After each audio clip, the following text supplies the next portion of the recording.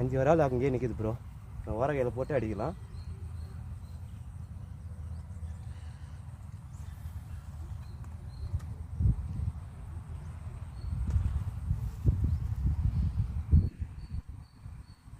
Bro strike bro.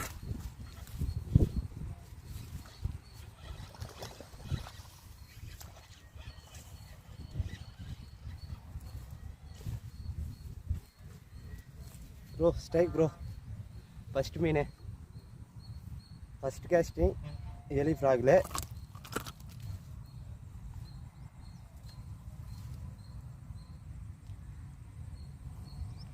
அரை kilo வரும் bro. இது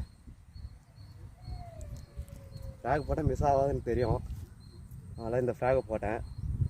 ஃபஸ்ட்டு மீன் எலி ஃப்ராகில்.